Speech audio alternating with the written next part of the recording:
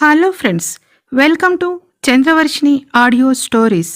నిన్నే ప్రేమిస్తా, ఒక సీఈఓ ప్రేమ కథ, పార్ట్ 129. స్టోరీ విన్న వెంటనే లైక్ చేసి కామెంట్ పెట్టండి.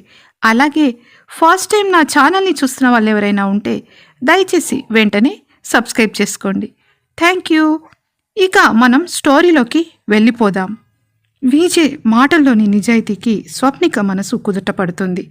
ఆమె నెమ్మదిగా అతని గుండెపై తలవాల్చి ఆ భరోసాతో సేద తీరుతుంది. ఆ గదిలో నిశ్శబ్దం ఉన్న విజయ్ ఇచ్చిన ధైర్యం ఆమెకు కొండంత అండలా అనిపిస్తుంది. తర్వాత ఏమైందో ఇప్పుడు చూద్దాం. సడన్గా ఎస్ఎన్ఎస్ కంపెనీ ఆఫీస్ ముందు చాలా రద్దీ మొదలవుతుంది.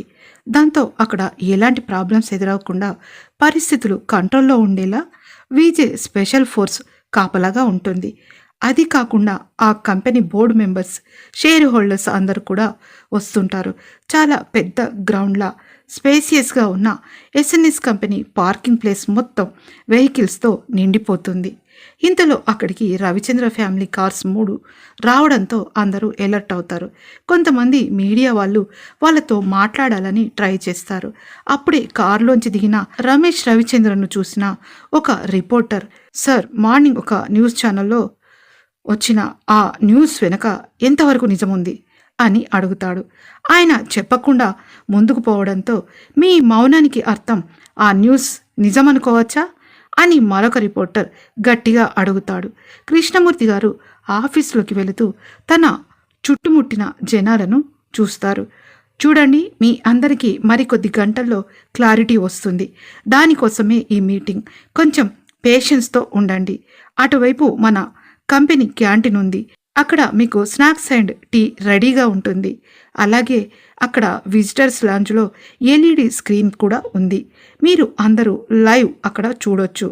ఈ న్యూస్ ఛానల్స్లో కూడా లైవ్ టెలికాస్ట్ అవుతుంది అని ముందుకు వెళ్తారు ఆయన.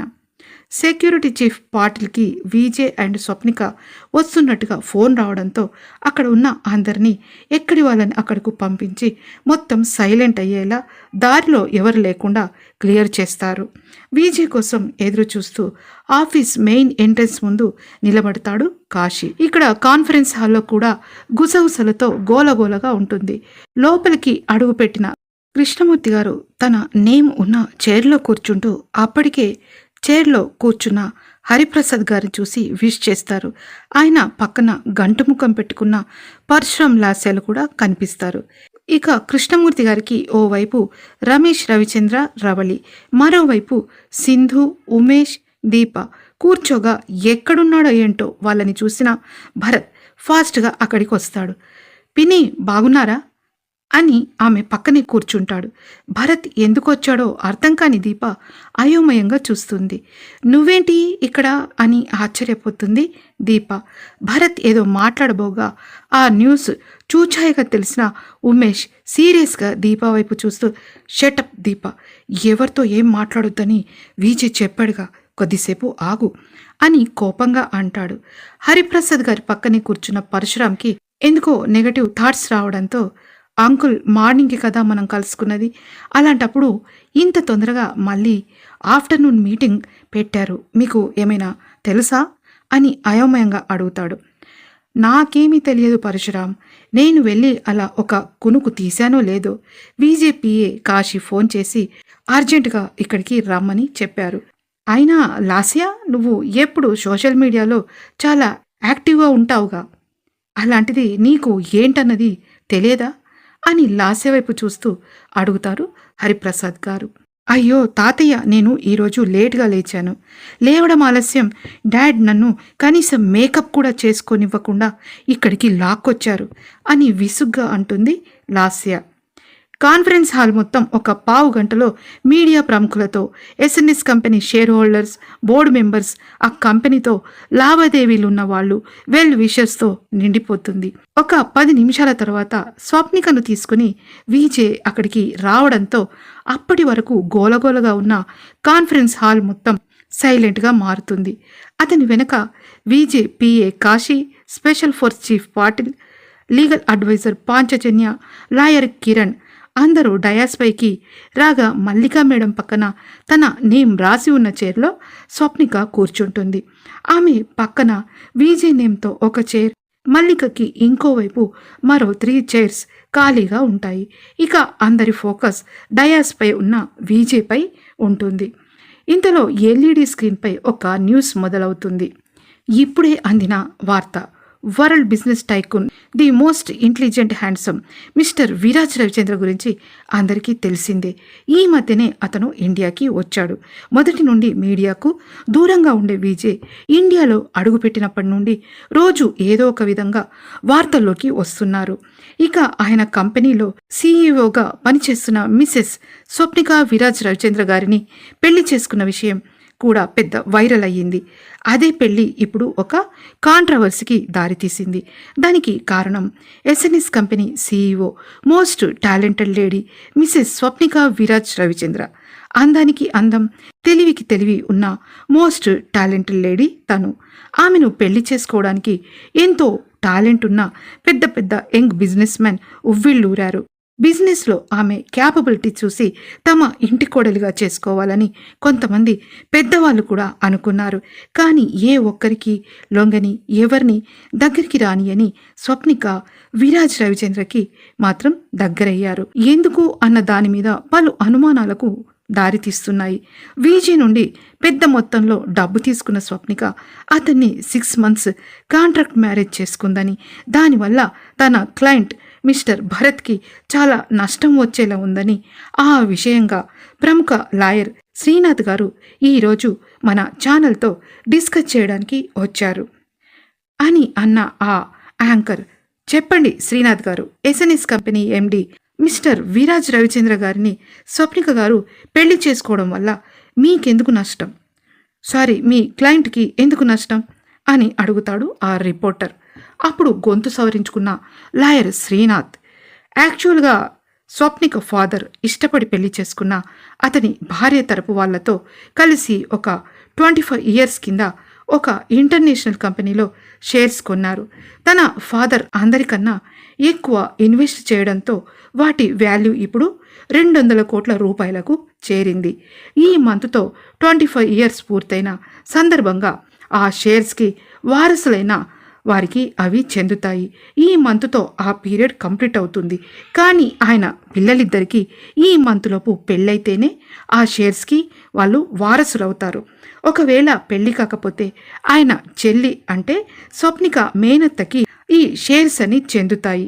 ఈ నేపథ్యంలో ఎక్కడి నుండో 2 కూతుళ్లతో వలస వచ్చిన ఆయనకు భరత్ వాళ్ళ నాన్నగారు ఉద్యోగం ఇచ్చి ఆదుకున్నారు. కష్టకాలంలో తనని ఆదుకున్నాడన్న కృతజ్ఞతతో పెద్ద కూతురు జ్యోతికను గాని, చిన్న కూతురు స్వప్నికను గాని నా క్లయింట్ భరత్కు ఇచ్చి పెళ్లి చేస్తానని ఒప్పుకున్నారు. అది ఇష్టం లేని ఆయన పెద్ద కూతురు జ్యోతిక ఎవరినో పెళ్లి చేసుకొని వెళ్ళిపోయింది. మొదటి నుండి భరత్ స్వప్నికను చాలా ఇష్టపడ్డాడు. కానీ విజయ్ ఆమెను భయపెట్టి బలవంతంగా స్వప్నికను 6 నెలల కాంట్రాక్ట్ మ్యారేజ్ చేసుకున్నారు. కాబట్టి ఆ 25 years ఈ మంత్తో నిండినా అది చెల్లదని, ఆఫ్టర్ 6 months ఈ పీరియడ్ అయిపోయాక భరత్ స్వప్నికను తన ఇష్టపూర్వకంగా పెళ్లి చేసుకుంటాడని, అంతవరకు ఈ షేర్స్కి సంబంధించిన మ్యాటర్పై స్టే విధించమని భరత్ తరపున కోర్టులో పిటిషన్ సబ్మిట్ చేశాం అని లాయర్ శ్రీనాథ్ గారు ఆ యాంకర్తో చెబుతాడు. అవును, ఇంతకీ స్వప్నిక ఫాదర్ ఎవరు అని అడుగుతాడు ఆ రిపోర్టర్ క్యూరియస్గా. ఆయన పేరు అమరేందర్, పూర్తి పేరు అమరేంద్ర చతుర్వేది అని లాయర్ శ్రీనాథ్ చెబుతాడు. వెంటనే ఎల్ఈడి స్క్రీన్ ఆఫ్ అవుతుంది. అప్పటి వరకు ఆ న్యూస్ చూస్తున్న రవిచంద్ర ఫ్యామిలీ అయోమయంలో పడిపోగా పరశురామ్ లాస్యాల ఫ్యూజులు అవుట్ అయిపోవడంతో అందరూ దిగ్గున లేచి నిలబడతారు. స్వప్నికకు ధైర్యంగా ఉండమని విజయ్ చెప్పడంతో ఆమె తలంచుకొని భయంగా కూర్చుండిపోతుంది. ఒక 2 రోజుల క్రిందట తను బిజినెస్ ట్రిప్ నుండి ఇండియాకు తిరిగొస్తున్న సందర్భంగా తనకు ఈరోజు గ్రాండ్ వెల్కమ్ పార్టీ ఉంటుందని విజయ్ చెప్పడంతో అదంతా తన కోసం అరేంజ్ చేశాడని అనుకుంటున్న మల్లికా మేడం కూడా అదంతా అయోమయంగా వింటూ నిలబడుతుంది. అంతవరకు సైలెంట్గా ఉన్న ఆ కాన్ఫరెన్స్ హాల్ మొత్తం గోలగోలగా మాటలతో నిండిపోతుంది. అప్పుడే లేచి నిలబడి పోడియం దగ్గరికి వచ్చి మైక్ ఆన్ చేస్తాడు VJ. Good afternoon everybody. So ఇప్పుడు ఈ ప్రెస్ కాన్ఫరెన్స్ ఎందుకు పెట్టానో మీ అందరికీ అర్థమయ్యే ఉంటుంది. నాకు స్వప్నికల మధ్య ఉన్న మా పవిత్ర బంధానికి ఇలాంటి అసహ్యమైన కళంకం అంటకూడదని, దాని వెనక ఉన్న నిజానిజాలు మీ అందరికీ తెలియజేయడానికే ఈ ప్రెస్ మీట్ అరేంజ్ చేయించాను. ప్లీజ్ బీ సీటెడ్ ఎవ్రీబడి అని ఒక్కసారి ఊపిరి పీల్చుకుంటాడు విజే. నేను స్వప్నిక ఒక 4 ఏళ్ల క్రితమే ఒకరినొకరిని చూసుకోకముందే ప్రేమించుకున్నాం అని ఎల్ఈడి స్క్రీన్ ఆన్ చేసి దానిపై ఫస్ట్ టైం తను స్వప్నికను చూసిన ఫోటోని చూపిస్తూ, ఈ ఫోటోని చూసినప్పుడు నేను ప్రేమించాను తనని అని, తర్వాత ముంబైలో స్వప్నికను హాస్పిటల్లో అడ్మిట్ చేసిన ఫుటేజ్ చూపిస్తూ, ఈ యాక్సిడెంట్ తర్వాత స్వప్నిక నన్ను ప్రేమించడం మొదలుపెట్టింది. తన కోసమే వెతుకుతూ ఇండియా వచ్చిన నేను తనని పెళ్లి చేసుకున్నాను. బట్ మీరందరూ అనుకున్నట్టు నేను తనని కాంట్రాక్ట్ మ్యారేజ్ చేసుకోలేదు అని ఒక్క నిమిషం ఆగి చెబుతాడు విజయ్. ఒక్కసారిగా అందరూ అవాక్కవుతారు. మరొక విషయం, తనకి నేను ఎలాంటి డబ్బు ఇవ్వలేదు. అంతెందుకు, నేను స్వప్నికను పెళ్లి చేసుకోవడం ఇష్టం లేని మా అమ్మ నా భార్యతో సేమ్ 6 months ఛాలెంజ్ చేసింది. ఈ ఛాలెంజ్లో నా భార్య స్వప్నిక ఓడిపోతే నాకు డివోర్స్ ఇచ్చి శాశ్వతంగా నా లైఫ్లోంచి వెళ్ళిపోవాలని కండిషన్ పెట్టింది మా అమ్మ. మొదటి నుంచి ఛాలెంజ్ అంటే భయపడిన స్వప్నిక అందుకు ఒప్పుకుంది. నేను మాత్రం ఒప్పుకోలేదు. అందులో తను ఓడినా గెలిచినా ఈ జన్మకే కాదు 7 జన్మలకైనా స్వప్నికే నా భార్య అని అక్కడే నా ఫ్యామిలీ మెంబర్స్తో తేల్చి చెప్పారు. కానీ మా మదర్ మిసెస్ రవళి రవిచంద్ర గారు నా భార్య ఓడిపోతే డివోర్స్ తీసుకొని వెళ్ళిపోతూ ఎక్కడ కోట్ల రూపాయలను మనోవర్తి కింద నన్ను అడిగి లాక్కుంటుందోనని నా భార్య స్వప్నికతో మా లీగల్ అడ్వైజర్ అండ్ లాయర్ సమక్షంలో ఒక ఒప్పందం కూడా చేయించుకుంది. అదేంటో తెలుసా మీకు? ఒకవేళ తను విడాకులు తీసుకుంటే మనోవర్తిలో భాగంగా 1 NP కూడా నా నుండి ఆశించనని, తను అత్తింట్లో ఉన్నంతకాలం నెలకి ఆమె ఖర్చులకు గాను ఒక 2 లక్షల రూపాయలు పాకెట్ మనీగా ఇస్తే చాలని ఆ ఒప్పందం. కానీ నా స్వప్నిక ఏం చేసిందో తెలుసా? తనకంటూ ఒక జాబ్ ఉందని, తను సంపాదించుకోగలనని పాకెట్ మనీ కింద ఆ 2 లక్షల రూపాయలు కూడా తనకి వద్దని ఆ క్లాజుని పూర్తిగా తీసేస్తూ సైన్ చేసింది.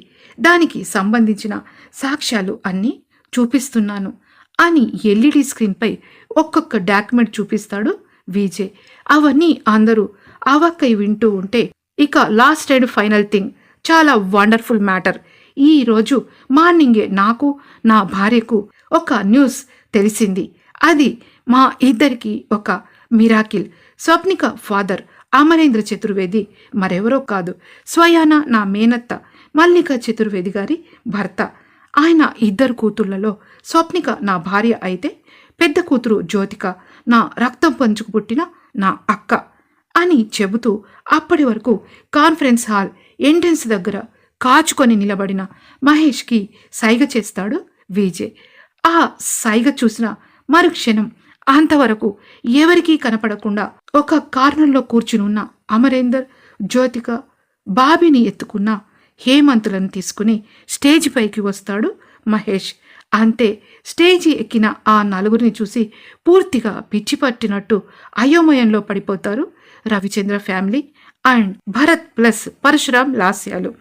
విన్నారు కదా అసలైన ట్విస్ట్. ఇన్ని రోజుల రహస్యం ఇప్పుడు బయటపడ్డ తర్వాత రవిచంద్ర ఫ్యామిలీ ఫీలింగ్స్ ఏంటి? విడిపోయిన అమరేందర్, మల్లికలు ఒక్కటవుతారా? 8 ఏళ్ల పిల్లగా దూరమై ఇప్పుడు పెళ్లి చేసుకుని భర్తతో ఒక కొడుకు తల్లిగా కళ్ల ముందు నిలబడిన జ్యోతికను చూసిన రవళి, రమేష్లు, ఇదేమీ తెలియని జ్యోతిక ఇన్ని రోజులుగా అభిమానిస్తున్న తన కింద పనిచేసే ఒక ఎంప్లాయ్ స్వప్నిక తన కూతురని తెలిసిన మల్లికల ఫీలింగ్స్ ఎలా ఉంటాయి?